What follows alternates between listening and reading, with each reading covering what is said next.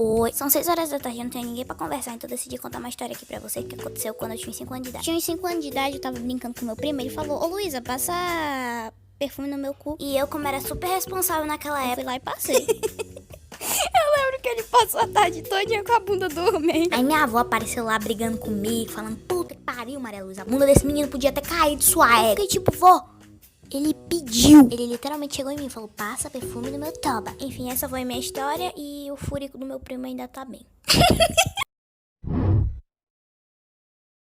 Procurando Pedro, a professora de natação falou: hoje todo mundo vai pular do trampolim mais alto. Pensei, demônia. É todo mundo demônio. É, tia. Bom é quando a professora fala: só os mais corajosos. Tu pensa: ah, tá tranquilo. Melhor covarde vivo que corajoso morto. Professor é igual cachorro, sente quando você tem medo. Ela falou: primeiro Pedro, depois Tadeu. Falei: primeiro Pedro, depois Tadeu. Eita porra. Meu irmão Pedro pulou e caiu igual um cagalhão no vaso. Falaram assim: vai, Tadeu. Meu irmão Pedro ainda não tinha nem voltado debaixo d'água. Deu nem pra ter um feedback. Vamos ver se Pedro volta em condições. Se não voltar, nem preciso ir, né? Pulei, sou tão magrelo que eu tava com medo do vento me empinar igual uma pipa. Se bater um vento, eu acordo 3 dias depois na África. Sou tão magro que se eu tiver uma crise de espirro, eu desidrato. Na selfie é só osso, parece um raio-x. Já diria o ditado: se eu fosse um Transformers, eu seria um patinete. Cheguei no fundo da piscina pensando: tudo bem aí, Pedrão? Minha mãe me levou embora sem nem se Pedro resistiu. Marca um Pedro aí, vai que seja ele. Moral da história: a vida é um trampolim. Professor nada, aluno boia e os mais corajosos afundam.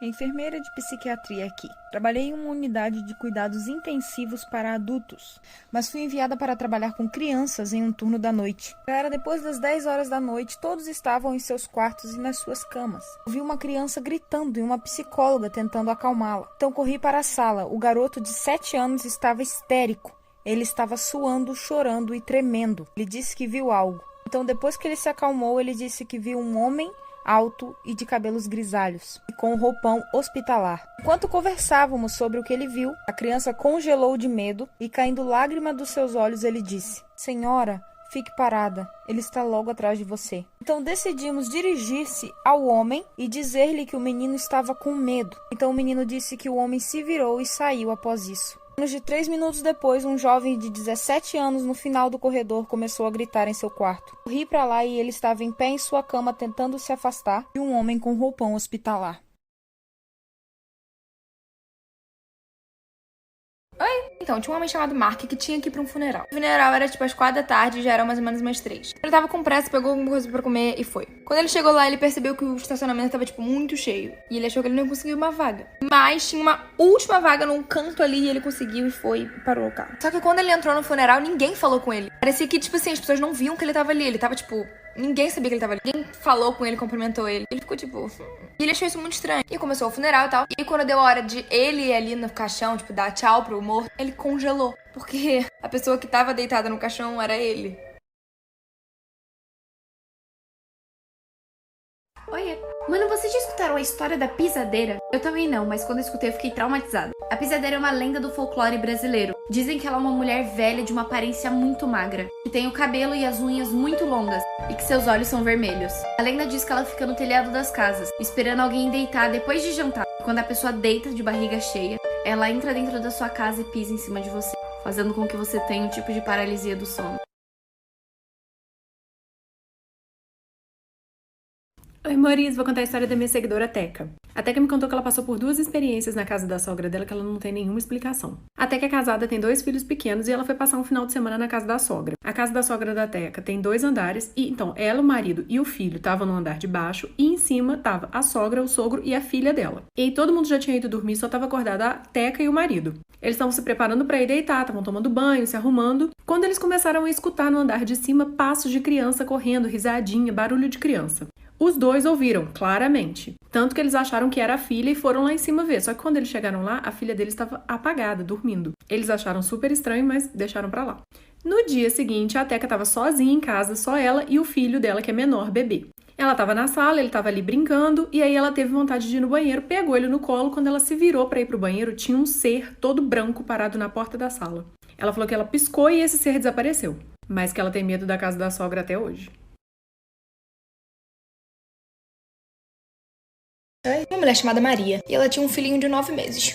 ela mais queria na vida era que o filhinho dela falasse as primeiras palavras dele. Que óbvio que ela queria que fosse mamãe, mas enfim. Uma vez ela tava lavando louça e o marido dela falou: vem cá, ele vai falar as primeiras palavras. Ele tá tipo, bê, bê, bê. Depois de algum tempo fazendo blá, blá, blá, ela falou: a mamãe vai morrer.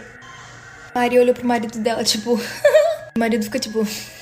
Ela falou: não falou errado, não falou nada de mamãe vai morrer, não. Depois de algum tempo, a criança repetiu a mesma coisa. Porque com uma cara meio... Enfim, eles fingiram que nada aconteceu e foram dormir. No dia seguinte, quando a Maria tava indo pro trabalho, ela sofreu um acidente de carro. Foi levada às pressas pro hospital, onde o marido e o filhinho dela encontraram ela lá. E quando os dois foram entrar dentro do quarto pra visitar a mãe, a criança olhou pra mãe e falou a mesma coisa. E alguns segundos depois, a Maria acabou morrendo de fato. História do porquê eu nunca mais usei vestido na escola. Eu tava no 4º ano da escola e eu tava muito feliz porque na minha escola podia usar vestido. Eu não sei porquê, mas eu tava muito animada.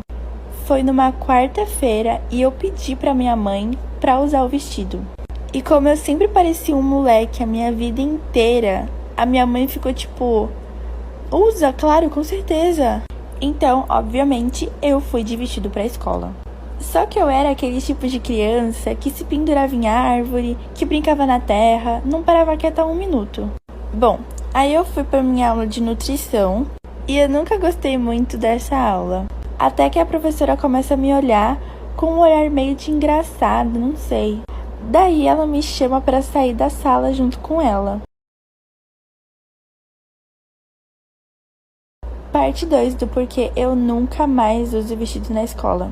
Bom, aí a professora me chamou pra sair da sala junto com ela e ela fechou a porta e eu fiquei meio... não sei o que tá acontecendo. Ela lentamente tira o sapato e eu fico... E ela tava me olhando muito intensamente enquanto tirava os sapatos. Eu tava tão confusa a ponto de não lembrar o meu nome. E ela falou pra eu não me mexer e eu começo a entrar em pânico. Ela literalmente pegou o sapato e jogou em mim. Eu pulei e ela bateu na parte inferior do meu vestido. O sapato foi voando até que ele parou do lado de uma aranha. E foi a maior aranha que eu já vi na vida. Tanto ela quanto eu estávamos surtando. Até que ela me explicou que quando ela viu meu vestido, ela teve que me tirar da sala.